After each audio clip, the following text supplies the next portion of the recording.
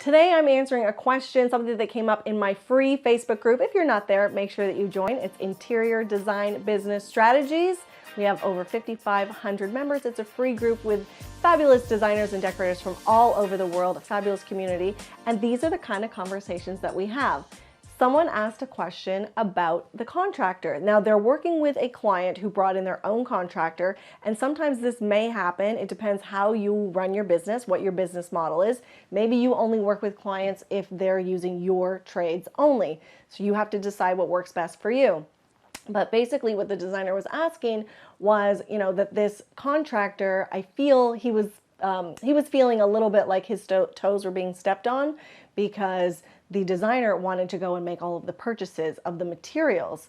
And I guess this wasn't something that was discussed up front, which is the first mistake. So you always have to make sure that when you're working with a client and you're talking to them about their trades and how you're going to work with the trades, are you going to work with their trades? What is the relationship going to be? Who's going to be purchasing? And you need to have the conversation with their contractor. I personally like to reach out to the contractor, go, hey there, I'm working on Deb and Sean's project as well. I would love to meet with you. If you can meet with them, it may be a great opportunity to build a relationship. Maybe you'll work with them further, but you won't know until you have that conversation.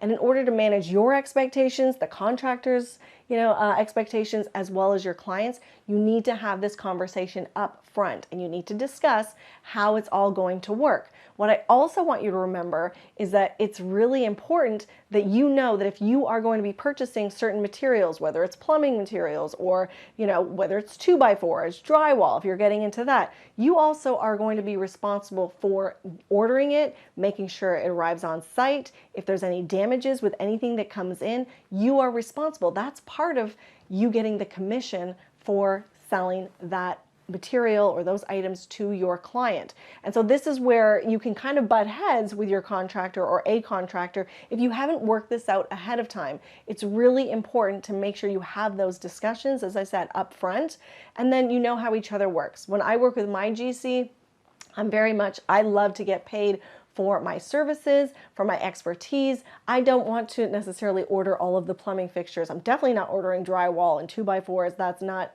of any interest to me. And so just remember that if you are going to you are taking a little bit from the contractor, and now he may be a little funny, maybe give you a bit of attitude, so the two of you need to work together and figure it out, but you need to do it up front. So now these problems, now the contractor is really being kind of threatening with the client to say, well, I'm going to order this stuff or I'm out.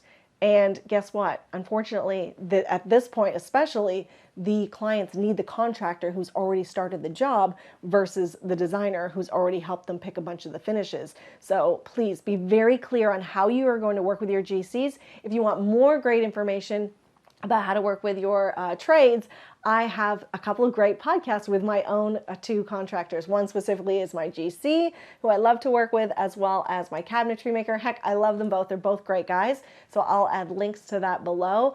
And you can listen and hear their point of view about how they feel about working with designers. So I'm Claire Jefford, your interior design business coach. Lots more great information on my website. Visit me at clairejefford.com, and I'll see you later. Cheers.